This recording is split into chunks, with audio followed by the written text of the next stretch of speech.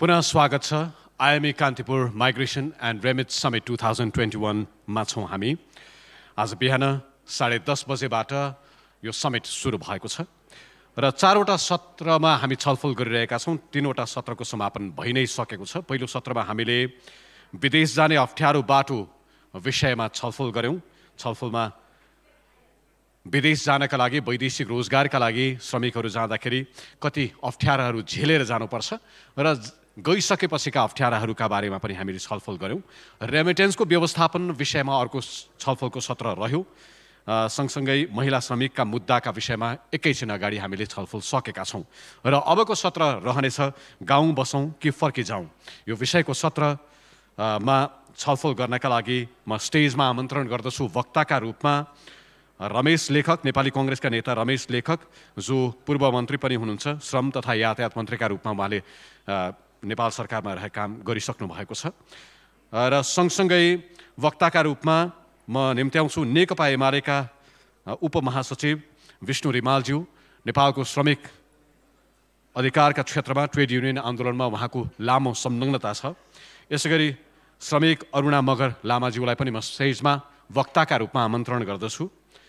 त्यसैगरी प्रभु ब्याङ्कका प्रमुख कार्यकारी अधिकृत अशोक शेरचनज्यूलाई पनि वक्ताका रूपमा स्टेजमा आमन्त्रण गर्दछु र यो सत्रको सञ्चालनका लागि म निम्त्याउँछु कान्तिपुर दैनिकका सम्पादक श्री उमेश चौहानज्यूलाई। वक्ताहरू हुनुहुन्छ श्री रमेश लेखक, श्री विष्णु रिमाल, श्री अरुणा मगर लामा, श्री अशोक शेरचन र यो सत्रका प्रस्तुता रहनुहुनेछ Umesh Chauhan. IME Kantipur migration and remit summit 2021 को यो अन्तिम सत्र हुनेछ र यो सत्र पनि झन्डै 45 देखि 50 मिनटको अवधिको हुनेछ। म यो फ्लोर प्रस्तुताका रूपमा कान्तिपुर दैनिकका सम्पादक श्री उमेश चौहानज्यूलाई हस्तान्तरण गरिरहँदा पुनः एकपटक स्मरण गराउँ, यो समिटमा हामीलाई साथ दिने संस्थाहरू IME international money express title स्पोन्सरको रूपमा in association with Prabhu Money Transfer, Banking Partner Prabhu Bank, Samsara Remit राष्ट्रिय वाणिज्य बैंक एसोसिएट पार्टनर का रूप में, हॉस्पिटल पार्टनर का रूप में हैम्स हॉस्पिटल, माइग्रेशन पार्टनर का रूप में प्रेसिडेंशियल इमिग्रेशन र इंश्योरेंस पार्टनर का रूप में सूर्य लाइफ इंश्योरेंस कंपनी लिमिटेड। गाउँ बसौं कि फर्की जाउँ, कोभिड पछि थुप्रै वैदेशिक रोजगारीमा गएका नेपालीहरू फर्किएका छन् भनियो। फर्किए पनि र लाखौं त्यसरी फर्किएका युवाहरूलाई नेपालमा राख्न सकिन्छ, उनीहरूलाई उत्पादनमूलक क्षेत्रमा राख्न सकिन्छ, लगाउन सकिन्छ, अवसरहरू यही सृजना गर्न सकिन्छ भन्दै पनि त्यसो हुन सकेन र अझै पनि थुप्रै युवाहरू गाउँ बसौं कि फर्की जाउँ वैदेशिक रोजगारीमै भन्ने अलमलमा रहेका बेला यो विषयमा यो सत्र, यो छलफल, यो बहस सान्दर्भिक हुनेछ भन्ने मलाई लाग्छ। यो फ्लोर हस्तान्तरण गर्छु उमेश चौहानज्यूलाई। नमस्कार। गाउँ बसौं कि फर्की जाउँ, यो यस्तो बिलकबन्दमा परेका नेपाली युवा समुदायको मनस्थिति हो जसले विदेशमा कमाएको पैसाबाट स्वदेशमा उद्यम व्यवसाय गर्न सकेका छैनन् अथवा विदेशमा सिकेको सिपबाट स्वदेशमा रोजगारी प्राप्त गर्न सकेका छैनन्। बाबु बुढा हुनुहुन्छ, आमालाई दमको रोग छ, श्रीमती गर्भवती छन् अथवा श्रीमानलाई मदिराको लत छ भनेर परिवारसँग बस्ने छुट नेपाली युवालाई छैन। बरु यस्ता समस्याले नेपाली युवाहरूलाई विदेश जान बाध्य बनाइरहेको छ। नेपाली युवालाई नेपालमै रोक्ने हो भने सरकारको नीतिले मात्र सक्छ। हाम्रो सरकारको नीति के छ? आजको यो सेसनको बहस यही हो। हामीसँग 4 जना प्यानलिस्ट हुनुहुन्छ। म सबैलाई 3-3 राउन्ड प्रश्न सोध्नेछु र यहाँहरूले 4-4 मिनेटमा जवाब दिनुभयो भने हामीले अन्त्यमा फ्लोरको पनि केही क्वेसनहरू लिन सक्नेछौँ र अन्तर्राष्ट्रिय श्रम बजारमा जाने मजदुरहरूले हाम्रो राष्ट्रिय अर्थतन्त्र धानेका छन् भनेर भन्न थालेको हामीले धेरै भयो। तर खासमा त्यो योगदान कति छ भन्ने प्रष्ट चित्र अहिलेको हाम्रो अर्थतन्त्रको अनुहारले दिएको छ। वैदेशिक लगानी, हामीले निर्यात गरेको उत्पादन पर्यटन तथा विदेशी ऋण र अनुदानबाट हामीले गत वर्ष आम्दानी गरेको वैदेशिक मुद्रा करिब 5 खर्ब मात्रै हो। त्यसको झन्डै डबल अर्थात् 9 खर्ब रुपियाँ हाम्रो अन्तर्राष्ट्रिय बजारमा भएका श्रमिकहरूले कमाएको पैसा हो। तर त्यो रेमिट्यान्स कम हुँदा अहिले हाम्रो अर्थतन्त्र सकसमा परेको छ। त्यसरी देशको अर्थतन्त्र धान्ने अन्तर्राष्ट्रिय श्रम बजारका मजदुरहरूलाई हाम्रो राज्यले कस्तो व्यवहार गरेको छ र उनीहरूलाई स्वदेशमा रोजगारी गर्नको लागि कस्तो वातावरण सिर्जना गरेको छ, यसको लागि सबैभन्दा आधिकारिक जवाब दिनका लागि हामीसँग अरुणा राणा हुनुहुन्छ, अरुणा मगर हुनुहुन्छ। उहाँ विदेश जानुभयो, त्यहाँ श्रम गर्नुभयो र स्वदेशमा फर्किनुभयो र उहाँका अनुभव के छन् भन्ने विषय हाम्रा नीति निर्माताका लागि पनि पक्कै महत्त्वपूर्ण हुनेछन्। म अरुणाजीलाई प्रश्न सोध्न चाहन्छु कि तपाईँ विदेश जाने बेलामा त्यसलाई प्रबन्ध गर्ने, तपाईँ रोजगारीको प्रबन्ध गर्ने, सहजीकरण गर्ने, सिप सिकाउने विषयमा राज्य कहाँ थियो र तपाईँ विदेशमा गइसकेपछि तपाईँले त्यहाँ कस्तो अनुभव गर्नुभयो? हजुरलाई धेरै धेरै धन्यवाद र हाम्रो यो कान्तिपुर टेलिभिजनलाई पनि धेरै धेरै धन्यवाद मलाई यहाँसम्म ल्याइदिनु भएकोमा। र म चाहिँ दुबईनी माइग्रेन्ट हो होइन, दुबईनी वर्कर माइग्रेन्ट र मेरो नाम चाहिँ अरुणा मगर, उहाँले भन्ने हो होइन। मैले चाहिँ कस्तो भनेदेखि अब त्यही त हो नि, सबैको ऋण त भइ नै हाल्छ। ऋण भए बावजुद चाहिँ म चाहिँ अब जान्छु नै भनेर मैले पुरै मैले चाहिँ डकुमेन्ट गरेर गएको थियो होइन, यही काठमाडौँबाटै डकुमेन्ट भइकन गए पनि हामीले यहाँ जे मेन पावरमा भन्यो नि होइन, तर त्यहाँ गएर चाहिँ हामीलाई भएन क्या। जस्तै हामीले चाहिँ स्कुल भनेको थियो, अपार्टमेन्ट भनेको थियो, बिल्डिङ भनेको थियो, मलतिर भनेको थियो होइन, प्लस एयरपोर्टमा पनि भनेको थियो, तर त्यहाँ गएर चाहिँ केही पनि भएन। प्लस हामीलाई त्यहाँ गएर के भयो, बिल्डिङमा गएर 4-4 घन्टा चाहिँ हामीले अरबीको घरमा चाहिँ हामीले फ्ल्याट सफा गर्नु पर्थ्यो, प्लस फ्ल्याट पनि सफा गरे पनि हुन्थ्यो नि। हाम्रो भाषा पनि नबुझेन हामीले चाहिँ धेरै नै हुन्छ नि, यो पैसाहरू पनि काटिने, यस्तै अब के अरे नराम्रो शब्दहरू पनि अब उनीहरूले अब इङ्ग्लिसबाट नै अब गाली गर्थ्यो होइन। तर हामीले चाहिँ अब बुझेरै नबुझे जस्तो गरेर हामीले चाहिँ काम चाहिँ गर्थ्यौँ। तर त्यहाँ चाहिँ के चाहिँ भयो भनेदेखि मैले चाहिँ के चाहिँ सोचेको थिएँ भनेदेखि क्लिनिङ त हो होइन, जाब क्लिनिङ त आइहाल्छ नि, काठमाडौँ नेपालमा नि गरेको त हो नि भनेर मैले चाहिँ त्यो चाहिँ सोचेर चाहिँ गएको थिएँ होइन। मैले चाहिँ होइन, हामी सबैजना दिदीबहिनीहरूले पनि सोचेर गएको थियो। तर उहाँ गएर चाहिँ के भयो भनेदेखि क्लिनिङ भनेको सजिलो हुँदैन रहेछ। यहाँ नेपालमा गरेको जस्तो 4 हात खुला टेकेर सफा गरेको जस्तो हुँदैन रहेछ। त्यहाँ भनेको मफिङ, केमिकलको नाम होइन, अनि त्यही माथि सेफ्टी नभइकन हामीले चाहिँ अनसेफ्टी पाराले काम गर्ने त्यस्तो पनि हामीले गऱ्यौँ। र त्यही माथि हामीले त्यो पनि गरे अनुसार हामीले केमिकलसँग धेरै नै काम गर्नु खोज्दाखेरि गर्दाखेरि हाम्रो हातको पाल पनि हुन्थ्यो क्या, पाल हुन्थ्यो। तर त्यो कसले हेर्ने, कसले उयो गर्ने। तर जेसो भए पनि हामीले त होस् अब आइ नै हालौँ, जस्तो भए नि गरौँ भनेर हामीले चाहिँ गरेको चाहिँ थियौँ होइन। तर गरे बावजुद पनि हामीलाई एकदमै टर्चर दिने क्या सुपरभाइजरद्वारा, प्लस अब उतैकै अब ओनरले पनि होइन। हामीलाई त यहाँ नेपालमा त उताकै ओनरै आएर पनि हामीलाई इन्टरभ्यू लिएको थियो। इन्टरभ्यू दिँदाखेरि पनि ओनरले के चाहिँ भन्यो भनेदेखि जहाँ अब त्यो के अरे एयरपोर्टमा हो, स्कुलमा हो, तिमीलाई मफी गर्न सबै सजिलो हुन्छ, हामीलाई सिकाउँछु रे लन तल भनेर गयो। भरे भन्दा त उता जाँदाखेरि त अर्काको घरमा पो रहेछ। अनि हामीले भन्यौँ, हामीले आवाज पनि उठायौँ होइन। तर आवाज उठाउँदाखेरि हामीलाई उल्टै नै हुन्छ नि, दबाबमा राख्यो क्या। अब जस्तै हामी अब तिमीहरू गर्नु गर, होइन भने तिमीहरूलाई म बाहिर निकालिदिन्छु यता। अब अर्काको देशमा आइसकेपछि डर त सबैको भएन, भइ नै हाल्छ भनेर हामी सबैजना दिदीबहिनीहरू चाहिँ एकजुट भएर चाहिँ बस्यौँ। तर पछिको उयोले चाहिँ भएन क्या त्यस्तो। हजुर, मुख्य विषय तपाईँ चाहिँ क्लिनिङमा भने सरसफाइमा जाने भनेर जानुभएको थियो र घरमा जसरी कुचो लगाइन्छ, पोचा लगाइन्छ त्यस्तै होला भन्ने सोचेर जानुभयो। त्योभन्दा मोपिङ हुन्छ, त्यहाँ केमिकलहरू हुन्छन् भन्ने कुरा तपाईँलाई कसैले सिकाएको थिएन? थिएन। त्यसले गर्दा तपाईँलाई जोखिम पनि भयो, त्यो प्रविधिसँग तपाईँलाई अभ्यस्त हुन गाह्रो पनि भयो होइन? हजुर, म हाम्रो पूर्व श्रम मन्त्री हुनुहुन्छ रमेश लेखक, उहाँसँग आउन चाहन्छु, जसको पालामा वैदेशिक रोजगार ऐन पारित भएको थियो र त्यसैको आधारमा वैदेशिक रोजगार प्रवर्धन बोर्ड पनि खडा भएको छ र त्यो प्रवर्धन बोर्डमा 10 अर्ब रुपियाँ जम्मा भएको छ विदेश जाने श्रमिकबाट उठाएको रकमबाट। त्यो दुर्घटनामा परेका अथवा मृत्यु भएका श्रमिकहरूका परिवारका लागि त्यो ठुलो राहतको विषय छ। तर त्यो भवितव्यमा नपरेका श्रमिकहरूका लागि पनि तिनीहरूको सिप सिकाउनको लागि त्यो रकम किन खर्च गर्न सकिन्न, किन परिचालन गर्न सकिन्न? कि अरुणा राणाले जस्तै त्यहाँ गइसकेपछि आफूले गर्ने काममा आफै सरप्राइज हुने अवस्था किन हुने? त्यहाँ जाने काम यो हो भनेर यहाँ सिकाउने प्रबन्ध किन गर्न सक्दैन, जबकि श्रमिककै खर्चबाट जम्मा भएको फन्ड छ सरकारसँग?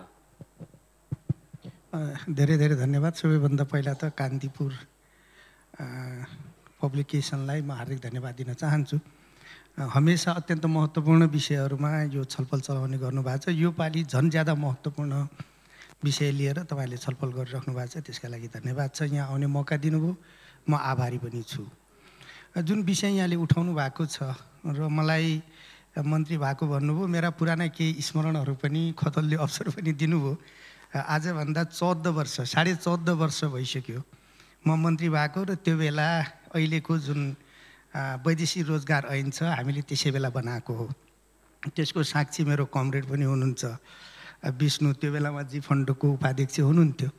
मैले मन्त्रीका हैसियतले त्यो विषयमा नेतृत्व गरेँ, उहाँहरू सबैले साथ दिनुभएको हो। हामीले कानुन बनायौँ, त्यो कानुनले धेरै महत्त्वपूर्ण कुराहरू गर्यो। त्योभन्दा पहिला यो देशमा वैदेशिक रोजगार विभाग पनि थिएन। वैदेशिक रोजगार विभाग पनि त्यसै बेला हामीले अलग गठन गरेको। म त्यतातिर जान चाहन्न। खालि म के आग्रह गर्न चाहन्छु भने वैदेशिक रोजगारका धेरै आयामहरू छन्, धेरै सरोकारका पक्ष छन्, धेरै विषयहरू छन्। तर 3वटा कुरा आधारभूत कुरा हो भन्ने मलाई लाग्छ। पहिलो कुरा भनेको नेपाली युवालाई, नेपाली नागरिकलाई सुरक्षित र मर्यादित ढङ्गले वैदेशिक रोजगारमा पुर्याउने, पठाउने होइन है, पुर्याउने। त्यहाँ गइसकेपछि पनि मर्यादा र सुरक्षाको ख्याल गर्ने एउटा विषय हो। अर्को विषय उहाँहरूले प्राप्त गर्ने आर्थिक आय र उहाँहरूको सिपलाई उहाँहरूको परिवार, समाज र राष्ट्रका लागि ठिक ढङ्गले उपयोग गर्ने अर्को विषय हो भने तेस्रो विषय उहाँहरू स्वदेश फर्किसकेपछि अब तपाईँलाई रिइन्टिग्रेसन भन्नुहोस्, रिहेबिलिटेसन भन्नुहोस्। रिइन्टिग्रेसन भन्ने शब्दमा अलिकता अघि नेहा बहिनीले थोरै त्यसमा प्रश्न गर्नुभयो, म शब्दमा जान्न। पुनर्एकीकरण भन्नुहोस् अथवा पुनर्स्थापन भन्नुहोस् अथवा मर्यादापूर्वक जीवनयापन गर्ने अवस्थाको सुनिश्चितता भन्नुहोस्, त्यो गर्ने यो 3टा विषय हो भन्ने मलाई लाग्छ। यसमध्ये यहाँले गर्नुभएको प्रश्नमा म कहाँनिर आउन चाहन्छु भने हामीले पठाउने कुरामा त जोड दियौँ, त्यो सत्य हो, पठाउने कुरामा त जोड दियौँ, तर पहुँचको कुरा पनि मर्यादित र सुरक्षित हुन सक्यो कि सकेन भन्ने कुरामा पनि हाम्रो कमजोर रह्यो स्थिति। त्यसपछि उहाँहरूको आय र सिपलाई मुलुकका हितमा प्रयोग गर्ने, समाज र आफ्नो जीवनमा ठिक ढङ्गले प्रयोग गर्ने कुरामा पनि हाम्रो धेरै अनुगमन भएन। र यो रिहेबिलिटेसन या रिइन्टिग्रेसन अथवा फर्किसकेपछि स्वरोजगारले मर्यादापूर्वक जीवनयापन गर्ने कुरामा पनि हाम्रो पक्ष कमजोर रह्यो। पठाउन हामीले, मेरो अनुभव के छ भने 2.5-3 वर्षको श्रम मन्त्रीको अनुभवमा मैले त्यो बेला दैनिक 1500 जति मान्छेहरू विदेश रोजगारमा गए। तर सबै अभिमुखी तालिम गरेर गए, सबै चाहिँ त स्किल्ड मान्छे गए भन्ने होइन। फेरि हामीले अत्यन्त ज्यादा अनस्किल्ड मान्छे पठाउने गरेका छौँ। त्यस कारण त्यो एउटा पाटो छ। अर्को ठ्याक्कै हजुरले भन्नुभएको कुरामा जुन चाहिँ त यो वैदेशिक रोजगार प्रवर्धन बोर्ड बनायौँ, त्यसमा वैदेशिक रोजगारमा जाने मान्छेको रकम जम्मा भयो। त्यसले चाहिँ त के भने 10 अरब पुगिसक्यो, तर हामीले त्यसलाई ठिक ढङ्गले उपयोग गर्न सकेका छैनौँ है। मैले पटक पटक मन्त्रीजीहरूलाई, सचिवजीहरूलाई, यहाँ पनि साथीहरू हुनुहुन्छ भने म भन्न चाहन्छु, मैले के प्रस्ताव गरेको थिएँ भने कमसेकम 7वटा प्रदेशमा, मैले पहिला 5वटा विकास क्षेत्र भन्ने गरेका थिएँ, अहिले 7वटा प्रदेशमा ठुल्ठुला ट्रेनिङ सेन्टर, कलेजहरू स्थापना गरौँ, ताकि आज जुन मान्छे कतारमा लेबरका रूपमा काम गर्न गएको छ, 20 वर्षपछि उनको छोरी या छोरा इन्जिनियर भएर कतार जान सकोस् न। एउटा कम्पिटिसन गर्नु भनेको त्यो उपयोग हुन सकेका छैन। अर्को एउटा कुरा मैले अन्तिम बुदा भन्दैछु, हामीले जुन कानुन बनायो त्यसलाई रिभ्यू नै गरेका छैनौँ। मलाई अलिकता हाँसो लाग्दो पनि भएको छ, तपाईँले जुन यहाँ मेरो फोटो राख्नु भएको छ नि, यो ठ्याक्कै म श्रम मन्त्री भएको बेला फोटो। म श्रम मन्त्री भएको झन्डै 15 वर्ष हुन थाल्यो। त्यो बेलाको मेरो कपाल हेर्नुहोस्, अहिलेको कपाल हेर्नु त। मेरो कपालमा यति परिवर्तन भइसक्यो। तर हामीले यो कानुनलाई एकपटक रिभ्यू गरेका छैनौँ। यो कानुनमा हामीले के लेखेका थियौँ त्यो अनुसार भयो कि भएन, भएन भने के कुरा ठिक भए, के कुरा ठिक भएन भने रिभ्यू पनि भएको छैन। मेरो यो फोरमका मार्फत एउटा अनुरोध छ, यो कानुनमा रिभ्यू गरौँ, ठिक भएका जति कुरालाई फेरि अगाडि बढाउँ।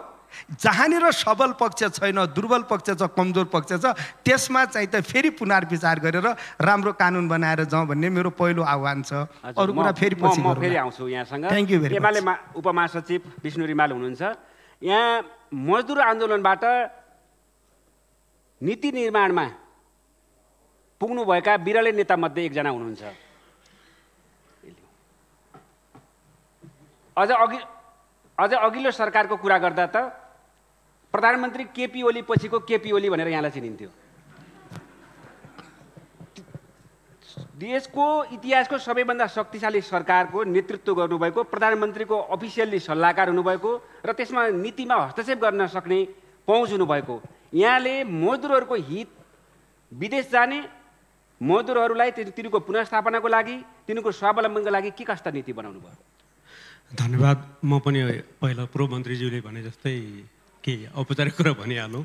कान्तिपुर ग्रुपलाई धन्यवाद छ यो मौकाको लागि। र सधैँभरि विभिन्न विषयमा एक किसिमले चाहिँ मथिङ्गल खलबल पनि गरिने कान्तिपुरले कार्यक्रम आयोजना गर्छ। यो उत्कृष्ट पक्ष हो कान्तिपुरको। म यस्तो भोलि पनि होस् भने शुभकामना दिन चाहन्छु। पहिलो अब यहाँले सोध्नुभएको प्रश्नमै जाउँ। म अगाडि उठेका विषयमा जान चाहन्न। त्यसमा जानु अगाडि एउटा शब्द चाहिँ प्रयोग गरौँ। पहिला वैदेशिक रोजगार भनेको के हो भन्ने चाहिँ हामीले महसुस नै गर्नुपर्छ जस्तो लाग्छ। जस्तो घरवासीले नगर्ने काम प्रवासीले गर्ने हो भन्ने बिर्सिनु हुँदैन। त्यस कारणले गर्दाखेरि प्रवासमा गएर घरवासमा जस्तै काम पाइन्छ भनेर त सोध्नै हुँदैन। श्रमिक भएर जानेहरूले प्रवासीले नगरेको, घरवासीलाई घिन लागेको, घरवासीले डर लागेको, घरवासीलाई अप्ठ्यारो लागेको काम चाहिँ प्रवासीले गर्ने हो। त्यो तरिकाले जाने, त्यो तरिकाको काम गर्न जाने मान्छे चाहिँ त्यही हिसाबले तयार भएर जानुपर्ने किन भएन भन्ने प्रश्न हाम्रो हुनुपर्छ। त्यही हिसाबको अहिले उहाँले नै उठाउनु भयो। यहाँ एउटा सोचेको थिएँ, उता गएपछि अर्को भयो भन्नुभयो। भएको कारण त्यो जस्तो लाग्छ। एउटा विषय यो हो। दोस्रो विषय चाहिँ हामीहरूको नीति नियम कानुन र कार्यान्वयनको सन्दर्भमा चाहिँ अलिकति आंशिकता नै छ भन्ने कुरा म पनि दोहोऱ्याउन चाहन्छु। अहिले पूर्व मन्त्रीले भन्नुभएको जस्तै कानुनहरू छन्, नीतिहरू छन्, नभएका होइन, तिनीहरू राम्रै पनि छन्। तर कस्तो छ भने हामीले समेट्न खोजेको एउटा सानो एरिया छ। हामी कहाँ चाहिँ वैदेशिक रोजगारमा जाने ठुलो सङ्ख्या चाहिँ गैर कानुनी च्यानलबाट चाहिँ प्रवासीको स्थिति छ। त्यसलाई समेट्न त्यो कानुनले देख्दैन। देख्नुपर्ने कानुनले देख्दैन। त्यस अनुसारको कानुन चाहिँ अध्यावधिक भएको छैन। त्यसले गर्दाखेरि समस्या भयो हो जस्तो मलाई लाग्छ। के काम गरियो भन्ने सन्दर्भमा चाहिँ अब लामो हुन्छ त्यो चाहिँ होइन। किनभने नेपालको ट्रेड युनियन आन्दोलनको सन्दर्भबाट भन्ने हो भने चाहिँ झन्डै मैले 29 वर्ष ट्रेड युनियन बिताएको छु। त्यसको जिम्मेवार नै भएर सरकारको त अझ छोडिदिउँ, पछिल्लो कुरा भयो। प्रवासमा काम गर्ने श्रमिकहरूलाई सुरक्षा गर्ने विधि के हो भन्ने एउटा ट्रेन्ड चाहिँ सेट नेपालकै ट्रेड युनियन आन्दोलनले गरेको छ। जस्तो तपाईँ कोरियाबाट सुरु गर्नुहोस्, त्यसपछि हङकङ जानुहोस्, मलेसिया जानुहोस्, गल्फ कन्ट्रीमा जानुहोस्, अहिले युरोपीय मुलुकहरूमा ती सबैमा चाहिँ सम्बन्धित देशको ट्रेड युनियनसित त्यहाँका जति श्रमिकले जोड्न सक्यो उहाँहरू सुरक्षित हुनुभएको छ। जतिले हामीले जोड्न सकेन उहाँहरू सुरक्षित हुनुभएको छैन। भनेको सङ्गठित हुन सक्दाखेरि मात्रै जोगाउन सकिन्छ। एउटा पाटो त्यो हो। दोस्रो पाटो भनेको अघि पनि यहाँ छलफलमा आइसकेको छ कि दुईवटा मुलुकको बिचमा श्रम सम्झौता भएन भने त्यो श्रमिकलाई जोगाउन सकिँदैन। श्रम सम्झौता गर्दा दुवै देशको कानुनलाई हेर्नुपर्ने हुन्छ। हाम्रो देशको कानुनमा चाहिँ छ, अर्को देशको कानुनमा छैन। सम्झौता भयो भने त्यसले काम गर्दैन। फेरि हाम्रो देशको कानुनमा चाहिँ छैन, अर्का देशको कानुनमा छ। सम्झौता भयो भने तेरै मुलुकमा नभएको हामी मान्दैनौँ भनेर भनिदिन्छ। यो कुरालाई चाहिँ एक किसिमले चाहिँ लय मिलाएर गर्नुपर्ने श्रम सम्झौताको मामिलामा हामी कतै चुकेका छौँ। पछिल्लो कालमा पनि भएका चाहिँ हाम्रो श्रम सम्झौताका खाल्टाहरू तिनै हुन्। त्यसले गर्दाखेरि चाहिँ धेरै काम हुन नसकेको हो जस्तो मलाई लाग्छ। हजुर, धन्यवाद। म यहाँसँग फेरि आउँछु। हामीसँग प्रभु ब्याङ्कका सिइओ हुनुहुन्छ अशोक शेरचन। जस्तो अहिले हामीले जति पनि श्रमिकहरूलाई स्वावलम्बी बनाउने भनेका कुरा भनिरहेछौँ त्यो उद्यम व्यवसायसँग जोडिएको छ। र उद्यम व्यवसाय भनेको त्यसमा फाइनेन्सिङको कुरा हुन्छ, त्यसमा लगानीको कुरा हुन्छ। र लगानी गर्ने भनेको सहकारी अथवा विकास बैङ्क अथवा ब्याङ्कहरूले हो। जबकि नेपालमा युवाहरूलाई लक्षित गरेर सरकारका 10 थरी कार्यक्रम छन् र विदेशबाट आएका श्रमिकहरूलाई पनि समाजमा पुनर्स्थापना गर्ने, उनीहरूलाई व्यवसायमा सहजीकरण गर्ने भनेर सरकारले बैंकहरूलाई उत्प्रेरित गरेको छ र त्यसको लागि सरकारले यहाँहरूलाई चाहिँ नीति पनि बनाइदिएको छ र राष्ट्र बैंकबाट यहाँहरूलाई पैसा पनि आउँछ त्यो लगानी गर्नुहोस् भनेर। तर पनि श्रमिकहरू वाणिज्य बैंकहरूको गेटबाट भित्र छिर्न किन खुट्टा कमाउँछन्? धन्यवाद उमेशजी। यहाँले भने जस्तै नेपाल सरकारले विगत अघिल्लो 2 वर्षदेखि विशेष किसिमको प्याकेजहरू लिएर आएकै हो सहुलियत कर्जाको रूपमा। त्यसमा यहाँले भने जस्तै 10वटा शीर्षकमा हामीले कर्जा प्रदान गरेको अवस्थामा नेपाल सरकारले राष्ट्र बैंकको थ्रुबाट ब्याजमा अनुदान दिने गरेको छ र त्यसैलाई नै अलिकति इम्प्लिमेन्टेसन गराउनको लागि सरकारी तौरबाट के आयो त भन्दाखेरि 2 वर्ष अगाडिदेखिको यो बजेटमा वाणिज्य बैंकहरूले अनिवार्य रूपमा शाखाबाट हरेक शाखाबाट कम्तीमा 10 जनालाई त्यस्तो किसिमको कर्जा दिनुपर्ने भन्ने किसिमको एउटा निर्देशन आयो। त्यो भनेको के त भन्दाखेरि 753वटा गाउँपालिका नगरपालिका मध्ये 750वटा गाउँपालिका नगरपालिकामा वाणिज्य बैंकको शाखा खोलेको छ। त्यो किन खोलियो त भन्दाखेरि सरकारी सेवालाई सरल रूपमा वाणिज्य बैंकको शाखा मार्फत प्रवाह गर्न सकियोस् भन्ने उद्देश्यका साथ खोलिएको हो र आम मानिस गाउँको मानिसको पहुँच फाइनेन्सियल सेक्टरमा पुगोस् भनेर खोलिएको हो। र त्यसले गर्दाखेरि यहाँलाई म बताउँ अघिल्लो आर्थिक वर्षमा नेपाल अधिराज्यभरमा करिब 70,000 जना नयाँ इन्टरप्रेन्योर्सहरूले सानादेखि मझौला र ठुला इन्टरप्रेन्योर्सहरूले कमर्सियल बैंकबाट मात्रै वाणिज्य बैंकहरूको शाखाहरूबाट मात्रै यस्तो किसिमको सहुलियतपूर्ण कर्जा पाएका छन्। त्यसले एउटा दिशा चाहिँ कोरिसकेको अवस्था छ। अब फेरि हाम्रो पोलिटिकल सिनारियो चेन्ज भएको अवस्था छ र अहिले त्यो कन्टिन्यू गर्ने अथवा नगर्ने भन्ने किसिमको एउटा हामी अन्यलमै छौँ भनौँ।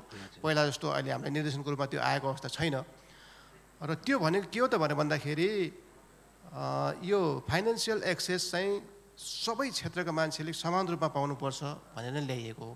त्यसमा शिक्षित बेरोजगार पनि छ, तपाईँले भने जस्तै विदेशबाट फर्केकाहरूको लागि पनि छ, महिला उद्यमीको लागि पनि छ, दलित उत्थानको लागि पनि छ, अनि सबै कुराहरू समेट्ने प्रयास गरिएको छ र यसलाई एउटा मिसनको रूपमा लिएर जानुपर्छ म त भन्छु हैन।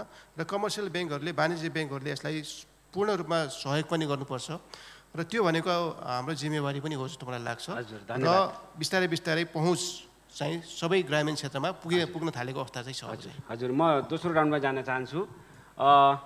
दोस्रो राउन्डमा जाँदाखेरि मैले हाम्रो अरुणा राणा हुनुहुन्छ, उहाँले जुन विदेशमा आफूले नै नसोचेको, आफूसँग सिप नभएको र त्यो सम्बन्धी भाषामा पनि कम्युनिकेसन गर्न पनि गाह्रो हुने अवस्थामा त्यो छोडेर स्वदेश फर्कनु भयो। स्वदेश गइसकेपछि मैले रोजगारी पाउँछु होला, मैले व्यवसाय गर्छु होला, मेरो आफ्नै धरती हो भन्ने आत्मबल थियो होला नि। त्यो आत्मबल तपाईँको यहाँ आइसकेपछि कसरी उल्था भयो जीवनमा? संक्षिप्तमा भनिदिनु होला। यहाँहरूको हामी सबैको अगाडि यहाँ डिजिटल घडीले टाइम देखाइरहेको छ। धन्यवाद। मैले चाहिँ अब बाहिरबाट आइसकेपछि अब नेपालमा आएपछि केही नै गर्छु, अब सानैतिनो अब यो व्यवसाय गर्छु, किनभने हामी अब विदेशबाट फर्केर आएको कामदारहरूलाई त अब फेरि ब्याङ्कले पनि अब के ऋण दितो, बिना ऋण दितो अब दिन्छ भनेर भन्नुभएको थिएन, तर भएन कि यस्तो। किनभने हामी ब्याङ्कमा जाँदाखेरि कोटा सक्यो भन्थ्यो, अनि हामी कसलाई के भन्ने हो। यही गर्दाखेरि नै हामी यो विदेशबाट फर्केर आएको यो कामदार यो दाजुभाइ तथा दिदीबहिनीहरूलाई चाहिँ कोटा सक्यो यताउति भन्दाखेरि हामी अब फेरि त्यही त हो नि, फेरि ऋणमै पर्ने, ऋणमै गर्दाखेरि फेरि हामी फेरि विदेश फर्केर जाने। नेपालमा त के गर्नु पाए पो, नेपालमा के गर्नु दिए पो गर्छ त, नभए त त्यही त हो नि। धन्यवाद। कोटा सकियो भनेर लगानीको अप्ठ्यारो छ र रोजगारीको पनि अप्ठ्यारो छ भनेर उहाँले भन्नुभयो। म पूर्व मन्त्री रमेश लेखकजीतर्फ आउन चाहन्छु कि सरकारले आइडियाहरू सिर्जना गर्ने विषयमा एकपछि अर्को सरकारले प्रतिस्पर्धा गरिरहेका छन्, आइडियामा कुनै कमी छैन। विदेशमा गएर श्रम गर्ने मजदुरहरूलाई लक्षित गरेर राष्ट्रिय गौरवका आयोजनाहरूमा पनि उनीहरूको लगानी ल्याउने भनेर पनि कार्यक्रम आए जलविद्युत आयोजनामा लगानी गर्ने भनेर पनि आयो, तर त्यस्ता कार्यक्रमहरू भएनन्। त्यसको आवश्यकताको विषयमा म एउटा प्रसङ्ग सुनाउन चाहन्छु कि चन्द्रगिरी हिल्सले आइपिओ जारी गरेर त्यसको रिजल्ट सुनाएको दिन 10 किता सेयर परेका मजदुरले 10 किता सेयर परेका युवाले राति नै चन्द्रगिरी गएर ल भालेश्वरसम्म घुमाएर आऊ त भनेर अपरेटरलाई भनेको भिडियो चाहिँ टिकटकमा आएको थियो होइन। त्यो प्रसङ्ग होला अथवा नहोला, तर के भने त्यो भनेको एउटा मान्छेको आत्मबल त्यति बन्छ कि सेयर हुँदाखेरि 10 किता सेयर हुँदा पनि मान्छेलाई त्यत्रो आत्मबल आउँछ। त्यत्रो हाम्रो अहिले 9 खर्ब रुपियाँ विदेशबाट आएको छ र त्यो हाम्रो पूर्वाधार विकासमा त्यो पैसा त कतै पनि लगानी भएको छैन। त्यो विषयमा त सरकारमा अहिले यहाँले समीक्षा पनि गर्नुभयो, तर सरकारको नेतृत्व गरेको दलको प्रमुख नेता हुनुहुन्छ, यहाँले त्यस्ता नीतिहरू बनाउन के पहल गर्दै हुनुहुन्छ? धन्यवाद। मैले अघि पनि निवेदन गरिसकेँ, हाम्रो नेपाली नागरिकलाई युवालाई वैदेशिक रोजगारमा पठाउनु हाम्रो अनिवार्य बाध्यता हो। देशभित्र सम्भावना छैन, अवसर छैन, रोजगारी दिन सकिँदैन, त्यसकारण विदेशमा पठाउनु पर्छ। त्यो पठाउने काम हामी गरिराखेका छौँ। तर अहिलेको ज्वलन्त प्रश्न र यहाँहरूले उठाउनु भएको जुन सरोकार छ यो अत्यन्त महत्त्वपूर्ण यस अर्थमा छ कि त्यहाँबाट फर्केर आइसकेपछि उनले ल्याएको सिप, उनले ल्याएको पुँजीको उपयोगिताको बारेमा, उपयोग गर्ने बारेमा हामी के गरिराखेका छौँ अहिलेको प्रश्न त्यो। त त्यसमा हाम्रो पक्ष कमजोर छ, मैले स्वीकार गरिसकेँ। यसमा कसैले कसलाई दोष दिने कुरा भन्दा नि हामी सबैको कमी कमजोरी होला त्यसमा। त्यो पक्ष किन कमजोर छ त भन्दा अघि नै प्रभु ब्याङ्कको सिइओ यहाँ हुनुहुन्छ, मलाई धेरै तथ्याङ्क थाहा छैन। यदि तपाईँहरूलाई थाहा भएको साथीहरूले करेक्सन गरिदिनु होला।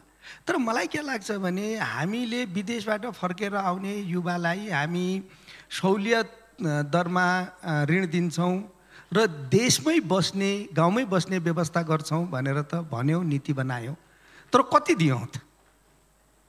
लाखौँको सङ्ख्यामा मान्छे फर्केका छन्, हामीले हजारको सङ्ख्यामा पनि दिन सकेका छैनौँ। यो सत्य हो नि। यहाँनिर कहीँनिर नीतिमा कमी होला, कहीँनिर हाम्रो व्यवहारमा कमी होला, कहीँनिर कमजोरीमा कमी होला। त हामी पठाइ त राखेका छौँ, त्यसलाई मर्यादित गर्ने कोसिस गरिराखेका छौँ, भइ पनि राखेका छ, त्यसलाई सुरक्षित गर्ने कोसिस गरिराखेका छौँ वैदेशिक रोजगारलाई, त्यो पनि होला। तर फर्केर आइसकेपछि पनि को कहाँबाट के लिएर फर्केर आयो, अब के गर्दैछ, गाउँमा बस्ने वातावरण कसरी बनाउने भन्ने नै आजको मूलभूत विषय हो। त्यतातिर हाम्रो ध्यान जानुपर्छ। म एउटा स्मरण सुनाउन चाहन्छु। यहाँले अघि कानुन बनाएको कुरा गर्नुभयो, त्यही 64 सालमा कानुन बनाउने काम पनि भयो। म मन्त्री भएको बेला 4वटा देशसँग श्रम सम्झौता भएको मलाई स्मरण छ। दक्षिण कोरियासँग इम्प्लोइमेन्ट पर्मिट सिस्टममा श्रम सम्झौता भयो, युनाइटेड अरब इमिरेट्ससँग श्रम सम्झौता भयो, कतारसँग श्रम सम्झौता भयो र बहराइनसँग, 4वटा देशसँग श्रम सम्झौता भयो। 4वटा देशसँग श्रम सम्झौता पनि भयो, नयाँ कानुन पनि बन्यो। अनि एकैचोटि वैदेशिक रोजगारमा जाने सङ्ख्या एकदमै हत्तै बढेर गयो र त्यो 1500सम्म पुग्यो। एकजना, अहिले मुलुकको नाम नभनौँ, एकजना महामहिम राजदूत मलाई भेट्न आउनुभयो। उहाँ यो वैदेशिक रोजगारमा बडो उत्सुकता राख्ने, चासो राख्ने मान्छे हुनुहुँदो रहेछ। उहाँले तिमीले 4वटा देशसँग श्रम सम्झौता पनि गर्यौ, कानुन पनि बनायौ, अहिले जानेको सङ्ख्या धेरै बढ्या छ, तिमी खुसी भएको छौ होइन भन्नुभयो। मैले खुसी भएको छु, म त राज्यले यही जिम्मा दिएको छ, त्यही काम गरिरहेको छु, खुसी भएको छु भन्दा उहाँले के भन्नुभयो, उहाँ पनि सेन्डर कन्ट्रीकै एम्बेसिडर हुनुहुन्थ्यो, लेबर सेन्डिङ कन्ट्रीको। तिमी अहिले भर्खर पठाउन सुरु गर्दै थौ, खुसी हुँदैछौ, हामीले 20-25 वर्ष पहिला पठाएको, अहिले दुःखी हुँदैछौ, तिमी पछि दुःखी होला है भनेर भन्नुभएको थियो। अहिले म दुःखी हुने ठाउँमा त पुगिसकेका छैन। तर यो वैदेशिक रोजगारलाई थप व्यवस्थित गर्न सकिएन भने यो कहिलेकाहीँ पीडादायी पनि हुन्छ है, त्यतातिर पनि ध्यान दिन जरुरी छ। हजुर। परिवारको ब्रेक हुने, सामाजिक चाहिँ त बहिष्करण हुने। अनि अहिले हेर्नुहोस् न, हामी आजभन्दा 50 वर्ष पहिला कोरियालाई चामल पठाउने मानिस, अहिले हामी कोरियामा श्रमिक पठाउँदैछौँ र भारतबाट चामल आयात गर्दैछौँ। कृषिको उपज हत्तै घटेर गएको छ। वैदेशिक रोजगारका राम्रो पक्ष छन् है। फेरि 10 वर्षको द्वन्द्वमा वैदेशिक रोजगार मात्रै नभएको भए यो देशको इकोनोमी कोल्याप्स गर्थ्यो। आजका दिनमा पनि कोभिडको यत्रो हाहाकार छ, तर रेमिटेन्स धेरै घट्या छैन, विदेश रोजगारमा जाने मान्छे पनि धेरै घट्या छैन। त्यसकारण यो देशको इकोनोमी वैदेशिक रोजगारले नै धानेको छ, यो सत्य हो। यसलाई व्यवस्थित गर्नुपर्छ। फर्केर आउने मान्छे, जुन तपाईँहरूको थिम छ नि, गाउँमै बसौँ कि फर्किजाउँ भन्ने मेरो आग्रह के छ भने एकचोटि वैदेशिक रोजगारमा बसेको मान्छेलाई अब गाउँमै बसौँ लाग्ने स्थिति बनाउनु पर्यो। त्यसमा हामी सबैले ध्यान दिनु पर्यो। Thank you. अर्को प्रश्न लिएर आउने नै छु। म एमालेका उपमहासचिवजीसँग जान चाहन्छु कि हाम्रो कान्तिपुरको अन्तर्राष्ट्रिय श्रम बजार कभर गर्ने साथी हुनुहुन्छ होम कार्की, उहाँले कतारलाई केन्द्र बनाएर खाडीको रिपोर्टिङ गर्नुभयो र उहाँले सनैया भन्ने किताब पनि लेख्नुभएको छ र सनैया बजारमा यहाँ पनि जानुभएको छ, मेरो विश्वास छ। त्यहाँ भेट हुने मजदुरहरूले 2062-63 सालतिर के भन्थे अरे भन्दा अब म नेपाल जान्छु, किन भन्दा संविधान बन्दैछ। संविधान बनिसकेपछि हाम्रा अवसरका ढोकाहरू पनि खुल्छन् भनेर मजदुरहरू त्यति आशावादी थिए अरे। संविधान पनि बन्यो, इतिहासको शक्तिशाली सरकार पनि बन्यो, तर ती मजदुरहरूलाई नेपालमा त्यो अवसरका ढोकाहरू खुलेनन्। तपाईँ सल्लाहकार भएको प्रधानमन्त्रीको नेतृत्वमा भएको सरकारले प्रधानमन्त्री रोजगार कार्यक्रम लिएर आएको थियो। अघिल्लो वर्ष 13 दिनको रोजगारी दियो वर्षमा 365 दिनमा, अर्को वर्ष 12 दिनको दियो। अहिलेका त्यो कहाँ छ भन्ने थाहा छैन। भनेपछि जो 12 अथवा 13 दिनको रोजगारी दिने र त्यो पनि कहाँ जाने, यो हुन्छ कि हुँदैन भन्ने अवस्थाले त्यत्रो हाम्रो श्रम बजारमा भएका मजदुरहरूलाई स्वदेशमा भर गर्ने अवस्था ल्याउन सक्ला। म एमाले नेता रिमालजीसँग यो काङ्ग्रेसकै माइकबाट बोल्छु भन्नु पाएँ, अर्को पाएँ। ठिक छ, मैले अर्कै माइक पाएँ, धन्यवाद यसको लागि। पहिलो कुरा त सनैयाकै जोडौँ। सनैयामा त्यतिखेरको मैले 2-3वटा मिसनमा गएको छु, अन्तर्राष्ट्रिय मिसनमा। तपाईँहरूको पत्रकार होम कार्कीजीलाई नि मैले त्यहाँ भेटेको छु। त्यतिखेर हामी एउटा अभियानमा थियौँ। त्यहाँको कानुन अलिक कडा थियो। कतारमा धेरै नेपाली काम गर्ने कफला सिस्टमहरू हामी सबैलाई थाहा छ। त्यसले एक ठाउँबाट अर्को रोजगारीमा जाँदाखेरि मान्छे चाहिँ दण्डमा पर्ने र मुलुक फर्केर पनि आउनु नपर्ने स्थिति थियो। त्यो अन्त गरिनुपर्छ र अरू श्रमिकहरूले जे अधिकार पाउँछन् अरू मुलुकमा त्यही पाउनुपर्छ भन्ने अभियानमा थियौँ। मलाई लाग्छ त्यसमा हामी सफल भएका छौँ। त्यतिखेर जाँदाखेरि श्रमिक साथीहरूको पनि गुनासो के थियो, कफला चाहिँ अन्त हुनुपर्छ, हामीले चाहिँ कुनै पनि साउजीका काम गर्न पाउनुपर्छ भन्ने हुनुहुन्थ्यो। 8-10 वर्षको मेहनतबाट त्यो चाहिँ सम्भव भयो जस्तो लाग्छ मलाई। अहिले त्यहाँ आइएलओको अफिस पनि छ, त्यसले गर्दा त्यहाँ चाहिँ एउटा उपलब्धि नै हो भन्ने लाग्छ। त्यो चाहिँ त्यति मात्रै भन्दा हुन्छ जस्तो लाग्छ। जहाँसम्म म पहिलाको सरकारको प्रधानमन्त्रीको मुख्य सल्लाहकार हुँदा प्रधानमन्त्री रोजगार कार्यक्रम ल्याउँदा त्यसले किन थ्याक्न सकेन त भन्ने प्रश्न छ। यो असाध्यै महत्त्वपूर्ण प्रश्न तपाईँले गर्नुभएको हो। हामी सबैले समीक्षा गर्नुपर्छ, अहिलेको सरकारले पनि त्यसलाई समीक्षा गर्नुपर्छ। प्रधानमन्त्री रोजगार कार्यक्रम चाहिँ 2टा उद्देश्यबाट ल्याएको थियो। एउटा हाम्रो नयाँ संविधान लागू भएको, त्यसको संविधानको धारा 33 लागू गर्नुपर्थ्यो। त्यसमा रोजगारीको हक भन्ने छ। हरेक नेपालीले रोजगारी पाउनुपर्छ, रोजगारी पाइएन भने उनीहरूले बेरोजगार भत्ता दिनुपर्छ। मौलिक हकको 33 नम्बर धारालाई लागू गर्न त्यो ल्याउनु परेको थियो। एउटा कुरा त्यो थियो। त्यसको लागि हामीले के सल्लाह गरेका थियौँ भने रोजगारी कहाँ पाइन्छ भन्दाखेरि रोजगारी त स्थानीय तहमा पाइन्छ। कसको प्रयत्नमा पाइन्छ? 3टा तहको सरकारको प्रयत्नमा पाइन्छ। स्थानीय सरकार, त्यसपछि प्रादेशिक सरकार र केन्द्रीय सरकारको जोडिनु पर्यो। पैसा दिने काम केन्द्रीय सरकारले गर्नु पर्यो, त्यसपछि स्थानीय तहलाई रोजगारीले सृजना गर्नु पर्यो र प्रदेश त्यसमा जोडिनु पर्यो भन्ने थियो। त्यही हिसाबले 753वटै पालिकामा चाहिँ केन्द्रित गरेर प्रधानमन्त्री रोजगार कार्यक्रम लागू गरिएको थियो। त्यसको निश्चित उद्देश्यहरू थिए। 7वटा एरियामा रोजगारी सृजना गर्न सकिन्छ भन्ने थियो त्यतिखेर। एउटा चाहिँ सबभन्दा पहिला सामूहिक कृषि हो, व्यावसायिक कृषि। दोस्रो वन सिँचाइ, त्यसपछि अब पूर्वाधारको कुरा थिए। त्यसपछि गएपछि खानेपानीको कुरा थिए, लगायत सार्वजनिक निर्माणको कुरा गरेर 7वटा ठाउँमा चाहिँ रोजगारी सृजना गर्ने।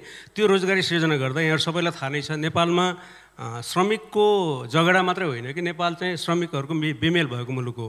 हामीलाई चाहिने श्रमिक यहाँ उपलब्ध छैन। हामीलाई बढी भएको श्रमिक चाहिँ हामीले मुलुकबाट बाहिर पठाइरहनु परेको छ। हामी लेबर मार्केट मिसम्याच भन्छौँ यसलाई। यो बेमेलको कारणले गर्दाखेरि बेमेल भएको श्रमिकलाई मेल बनाउने कसरी त? हाम्रो सडक बनाउनु परिरहेको छ, विदेशीले आएर काम गरिरहेका छ, तर हाम्रो मान्छे बेरोजगार भएर विदेश जानु परिरहेको छ। त्यसलाई के गर्ने भन्दाखेरि हामीले चाहिँ कहाँ कति छन् त श्रमिक झगडा भनेर 753वटै पालिकामा चाहिँ श्रम रोजगार सूचना केन्द्र स्थापना गर्ने। त्यसमा केन्द्रबाट चाहिँ कम्प्युटर अपरेटर, त्यसमा अधिकृतको व्यवस्था गरिदिने, करारमा ल्याउनु मान्छे। यहाँबाट तोक्दाखेरि त्यहाँ स्थानीय तहको चाहिँ उद्देश्य नमिल्ला भनेर हामीले चाहिँ 705वटा चाहिँ पालिकामा चाहिँ अधिकृत तहको, शाखा अधिकृत तहको, 48वटा पालिकामा चाहिँ नायक सुब्बा तहको चाहिँ अधिकृत नियुक्ति गर्ने, अपरेटर सहित नियुक्ति गर्ने र त्यहाँ रजिस्टर भएको बेरोजगारहरूलाई चाहिँ विश्लेषण गरेर बेमेल हुने ठाउँ छ भने, जस्तो कुनै ठाउँ बाटो बनाइरहेको छ, त्यो चाहिँ श्रमिक बाटो नबनाउने खालको छ भने उसले त्यही खालको तालिम दिनु पऱ्यो। हाम्रो चाहिँ सिटिभिटीबाट तालिम दिएर उनीहरूलाई चाहिँ त्यहाँ पठाउने भन्ने किसिमले कार्यक्रम बन्यो। पहिलो वर्ष मलाई लाग्छ 12 दिन 13 दिन मात्र धेरै दिन काम भएको छ होइन। 100 दिनको रोजगारीको त पैसा गएको नै छ जम्मैतिर। झन्डै 22 लाख श्रम दिन चाहिँ खर्च भएको छ हाम्रो पहिलो वर्षको तथ्याङ्क हेर्ने हो भने 22 लाखभन्दा बढी। पहिलो वर्ष केही लाख मानिसहरू 3 लाख जति मानिसहरू रजिस्टर भए। रजिस्टर नभएर यहाँबाट पठाउन सक्दैन थियो। केन्द्रीय सरकारले अनि यो सशर्त अनुदान अन्तर्गत पैसा पठायो। त्यो अन्तर्गत चाहिँ तपाईँहरूले त्यतिकै पैसा नदिनुहोस्, यो क्यास ट्रान्सफर होइन, यो चाहिँ रोजगारीमा म्याच गर्ने हो। यदि रोजगारीमा मान्छे चाहिँ म्याच भएन तालिम दिएर लगाउनुहोस् भनेर भन्यो। पहिलो वर्ष ठिकै भयो।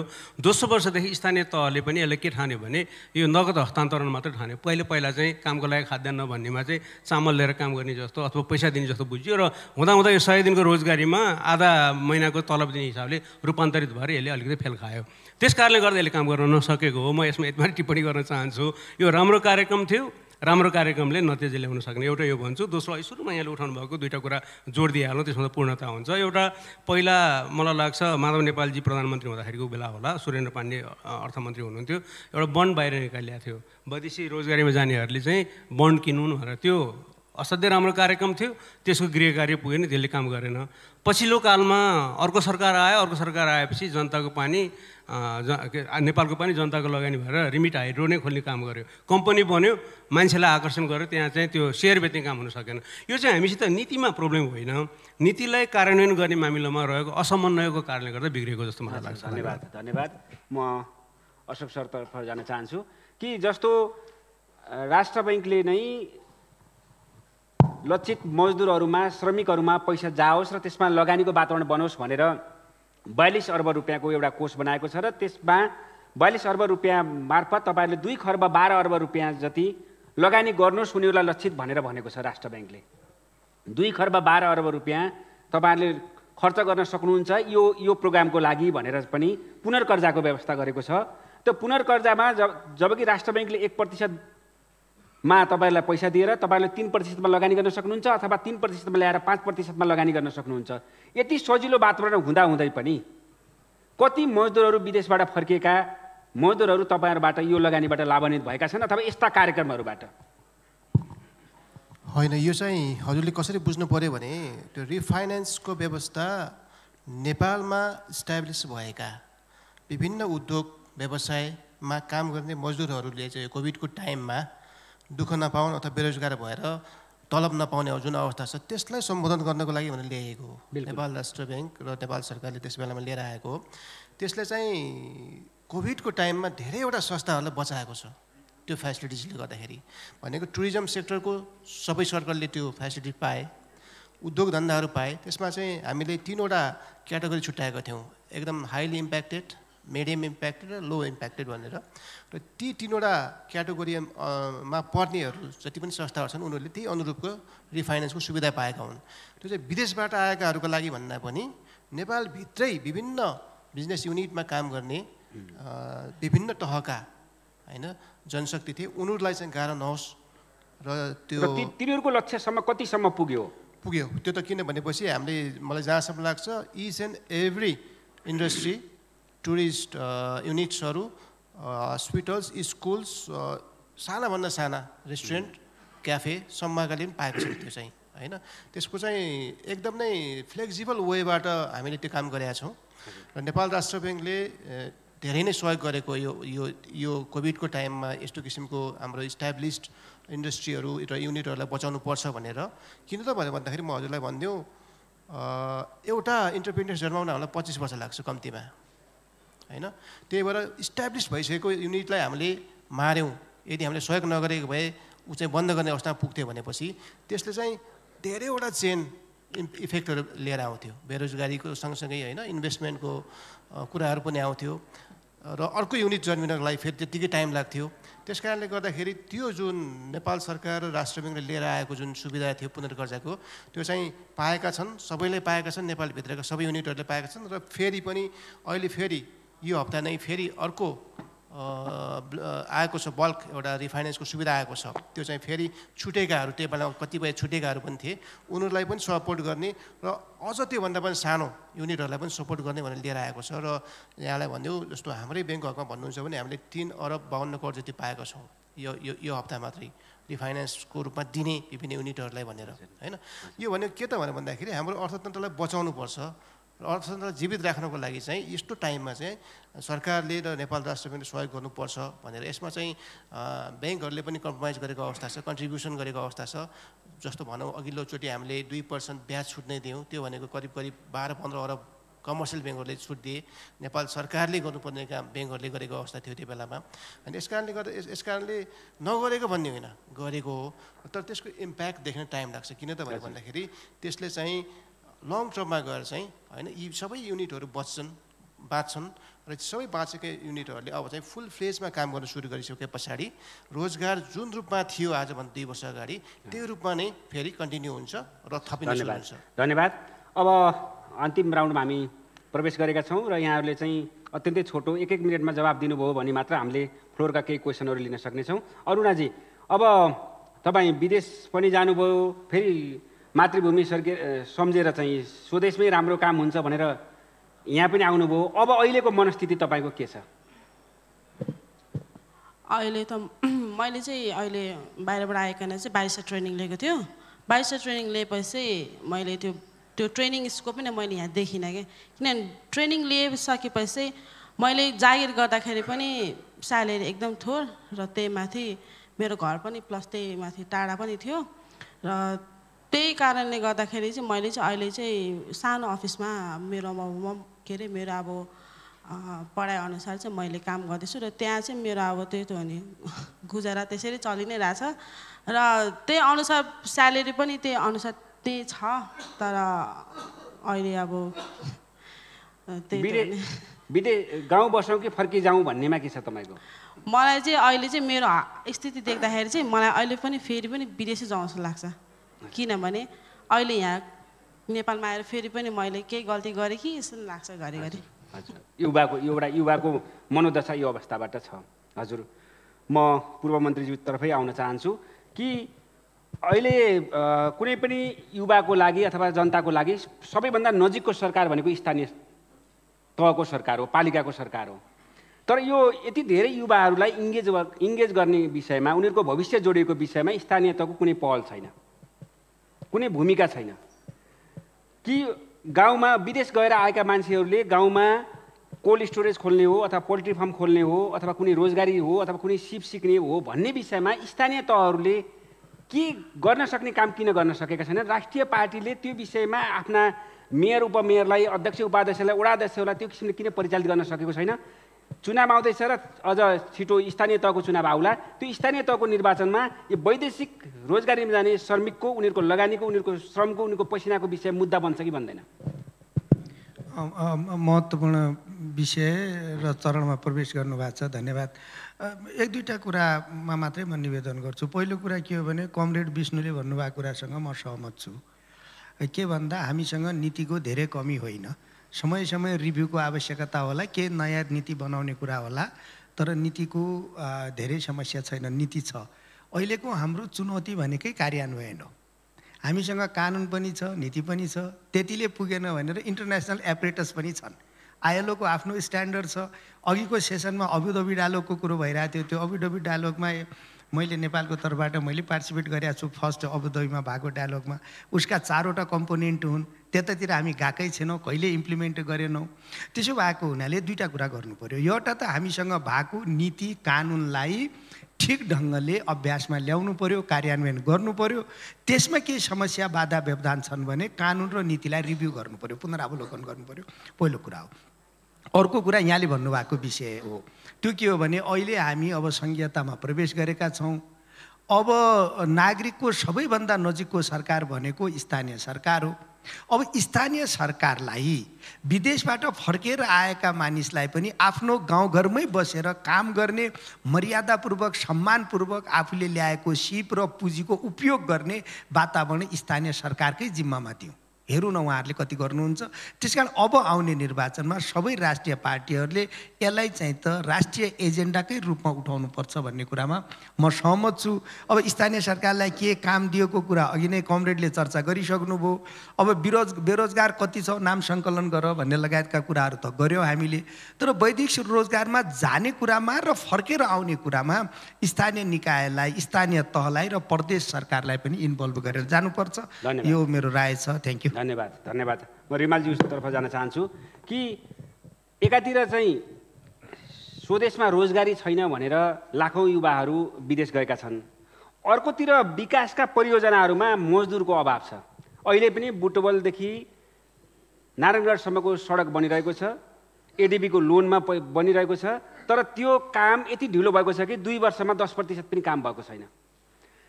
किन भन्दा मजदुरहरू पाइएको छैन र जबकि एउटा मजदुरले दिनमा 1000 देखि 1500 रुपियाँसम्म मजदुरी गर्दा पाउँछ।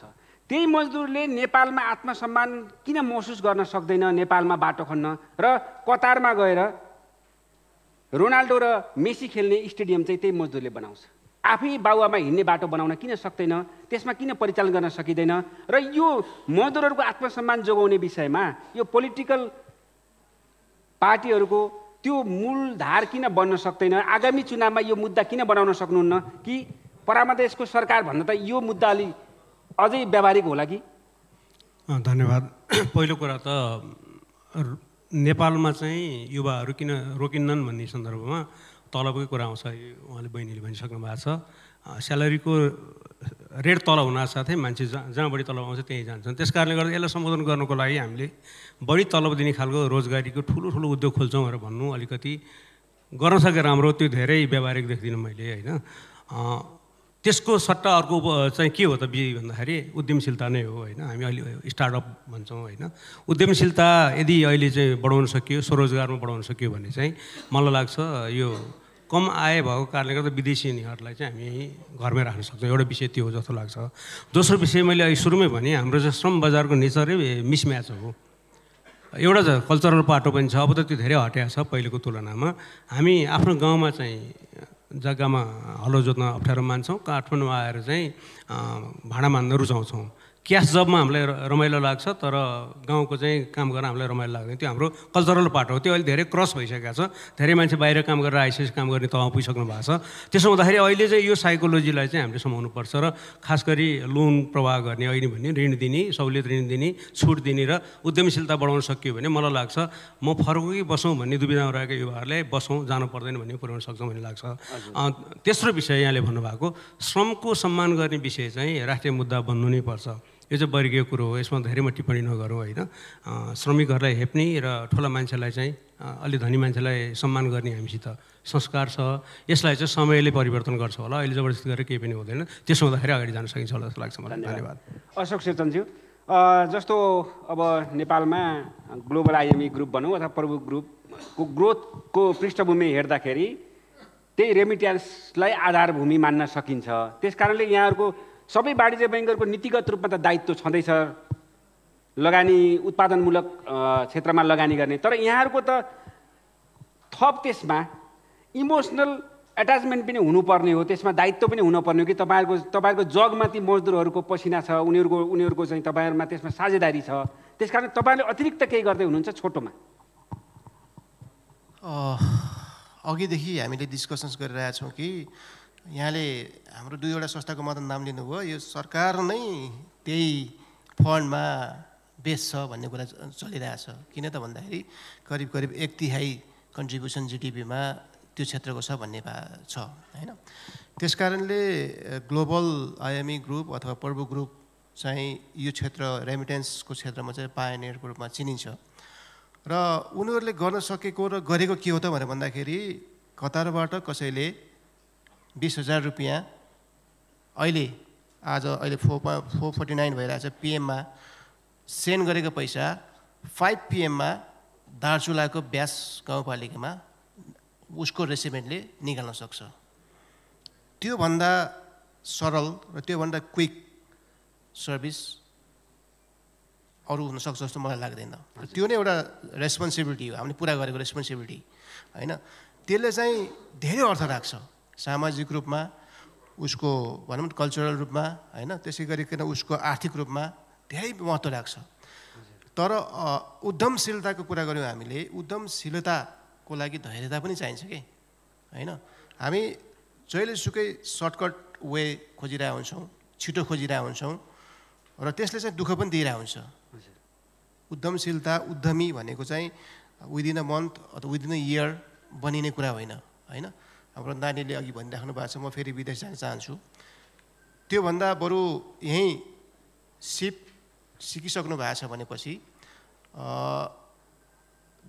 पुँजी परिचालन गर्नको लागि विभिन्न वेहरू छन्। कमर्सियल ब्याङ्क नै आवश्यक छैन, सहकारीदेखि इभन माइक्रो फाइनेन्ससम्मको नि व्यवस्था छ, सरकारले गरिसकेको अवस्था छ। तपाईँले एउटा ठाउँमा मात्र एटेम्प्ट गर्नुभएको छ भने अर्को 5वटा ठाउँमा एटेम्प्ट गर्नुहोस्, तपाईँको आइडियाबाट कोही न कोही कन्भिन्स हुन्छ, पक्कै हुनुपर्छ र हुन्छन्। र अर्को कुरा, हामीले अझ यो वैदेशिक रोजगारले सोसियल विभिन्न इस्युहरू लिएर आएको छ भन्छ, त्योभन्दा पनि ठुलो मार हामीले झेल्नुपर्ने अवस्था कहाँनिर पर्छ त भनेर भन्दाखेरि अहिले विदेशमा रहेका करिब 40-50 लाख मान्छेहरू एउटा एज पछाडि नेपाल फर्किन्छन्। प्रोडक्टिभ एज जति सबै विदेशमा खर्चिएर अनप्रोडक्टिभ एज लिएर नेपाल आउँदाखेरिको अवस्था के होला, त्यसलाई कसरी व्यवस्थित गर्ने भन्ने विषयमा चाहिँ हाम्रो पोलिटिकल पर्सन्सहरूले विचार गर्नुपर्छ जस्तो लाग्छ मलाई। धन्यवाद। हामी अब थ्याङ्क यू शून्य समयमा प्रवेश गरेका छौँ। म रूपेशजीलाई सोध्न चाहन्छु, हामी क्वेसन लिन सक्छौँ? 5 मिनट। हामी फ्लोरबाट केही क्वेसन लिन्छौँ र एकैपटक लिन्छौँ। माइक उपलब्ध गराइदिनु होला। हजुर।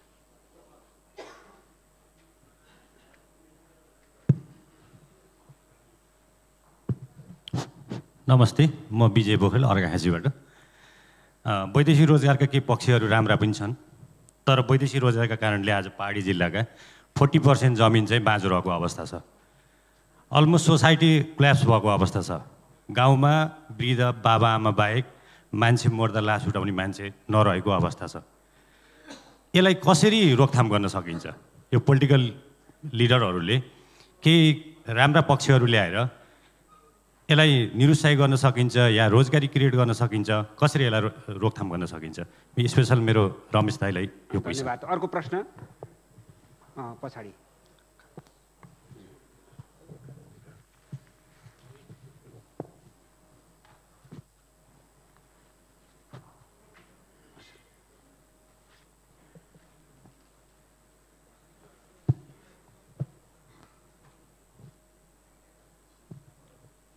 हेलो, धन्यवाद। मेरो क्वेसन आज ड्यासमा स्थित आदरणीय 3जना व्यक्तित्वलाई छ। म मलेसियामा विगत 16 वर्षदेखि व्यवसाय गरेर बसिरहेको थिएँ र म नेपालमा चाहिँ व्यवसाय गरेको अहिले लगभग 10 वर्ष नेपालमा पनि इन्भेस्ट गरेर व्यवसाय गरिरहेको छु विभिन्न सेक्टरमा। मेरो 3टा प्रश्न 3जना व्यक्तित्वहरूलाई छ।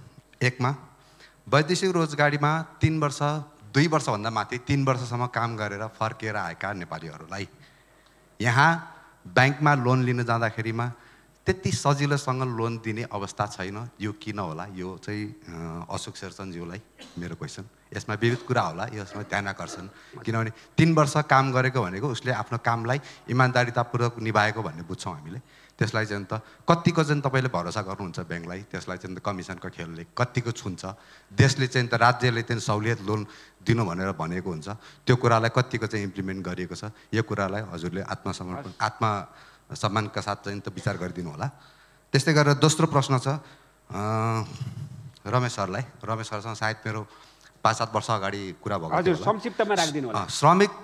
श्रमिकहरूलाई जहिले पनि श्रमिककै दाँजोमा मात्र राख्ने कि श्रमिकहरूलाई चाहिँ अपग्रेड गरेर व्यावसायिक रूपमा चाहिँ अपग्रेड गराउने हो? यो विषयमा राज्यमा एउटा चाहिँ त राज्यमा बसेर केही कुरा चाहिँ त सोच्ने हो कि कसरी अगाडि बढाउनु पर्छ, कसरी अगाडि बढाउने भन्ने विषयलाई चाहिँ त अलिकति डिस्क्लोज गर्ने हो कि विदेशमा चाहिँ त अलिकति अवेरनेस प्रोग्रामहरू चाहिँ त अगाडि बढाउने हो कि भन्ने विषयमा यहाँलाई जानकारी। धन्यवाद। अर्को एउटा अन्तिम प्रश्न छ प्रधानमन्त्री कोषको विषयमा लिएर विष्णु रिमाल दाइलाई। प्रधानमन्त्री कोषबाट चाहिँ त धेरै युवाहरूलाई चाहिँ रोजगारी दिने भनेर त्यो रोजगारीको चाहिँ राम्रो आउटपुट नदेखेको खण्डमा यहाँहरूले चाहिँ त्यो बेलामा खाडी लगायत मलेसियाबाट फर्किएका युवाहरूलाई जसले चाहिँ त काम सिकेका थिए उहाँहरूलाई चाहिँ त किन सम्झिनु भएन र भोलिको दिनमा सम्झिनु सकिने अवस्था छ? एउटा क्वेसन अब। धन्यवाद। एउटा क्वेसन हजुर, छोटोमा राखिदिनु होला।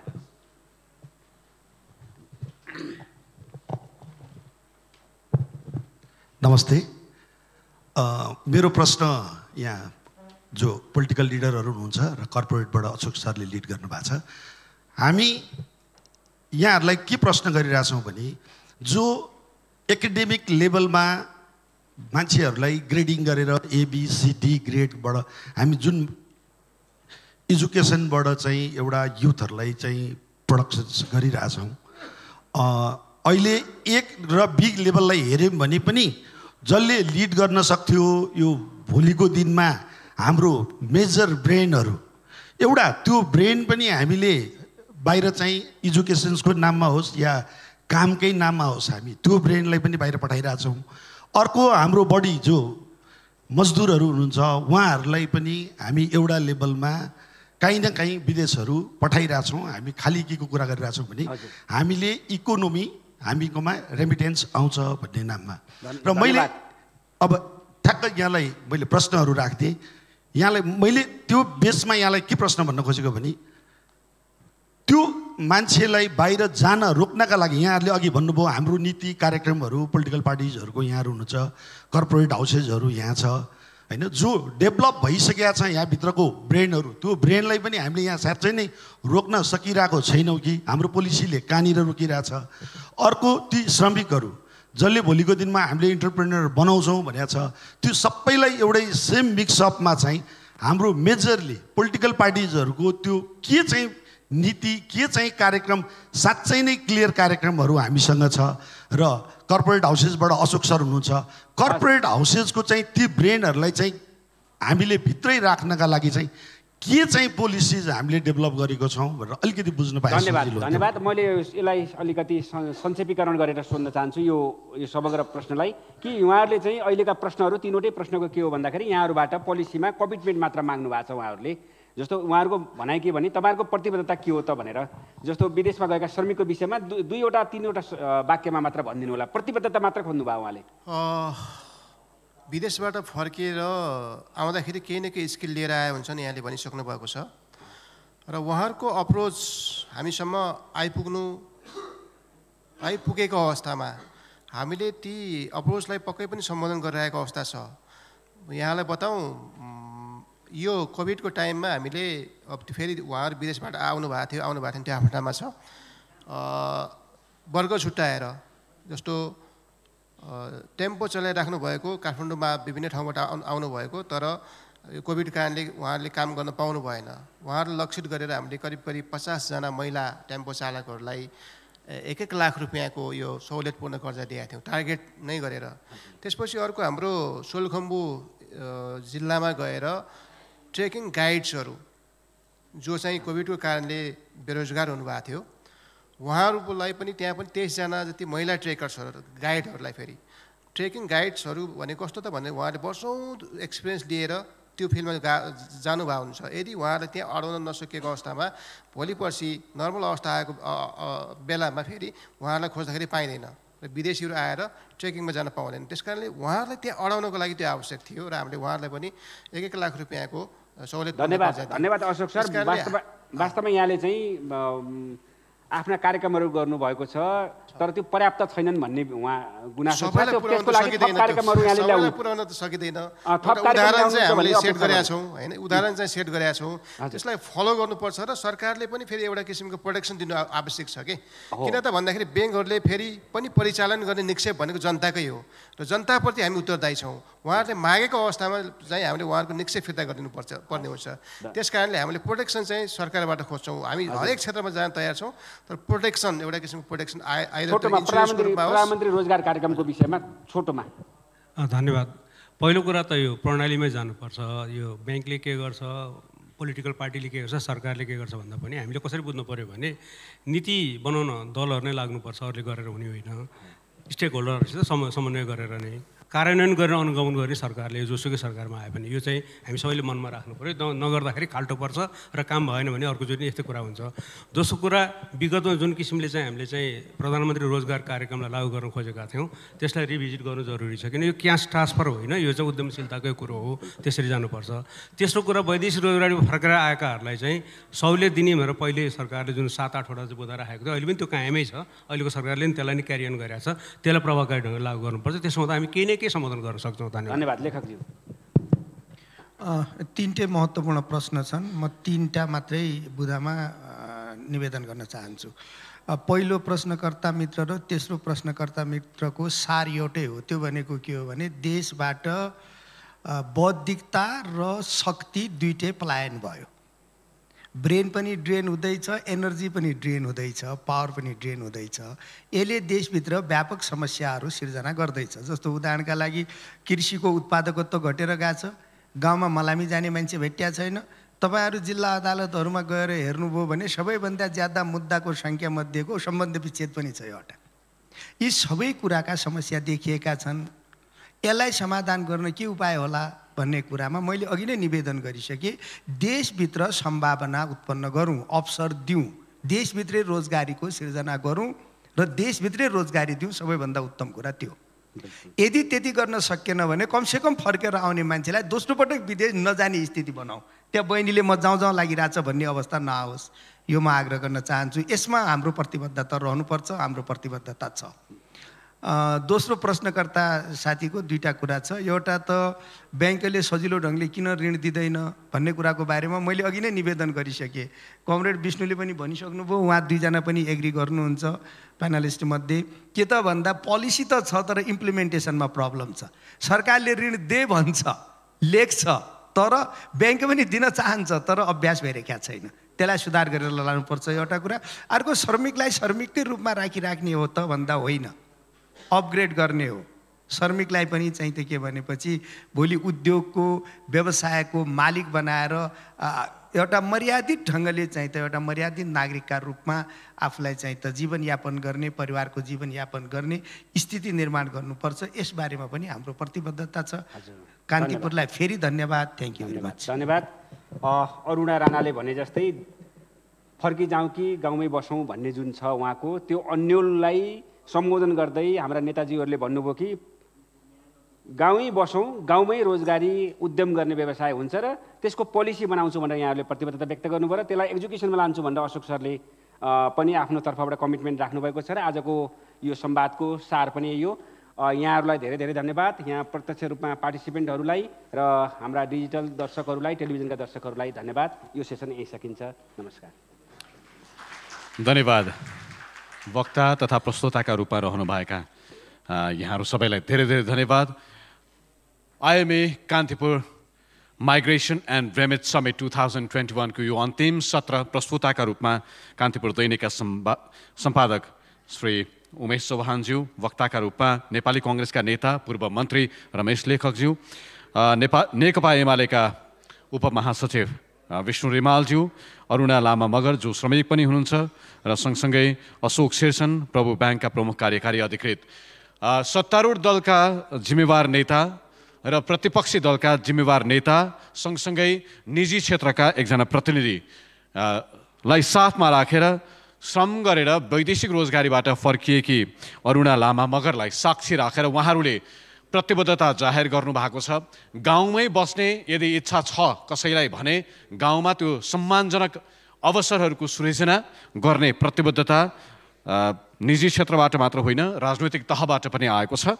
यदि विदेशै जाने हो रोजगारीका लागि भने त्यसका लागि पनि सहज वातावरण तयार गर्नका लागि, सहज नीति बनाइदिनका लागि सहजीकरण गर्छौँ, गर्नुपर्छ भन्ने खालको प्रतिबद्धता राजनैतिक तहबाट आयो। गाउँ बसौँ कि फर्किआउँ भन्ने यो सत्रको निचोड यही रह्यो भन्ने लाग्छ। यससँगै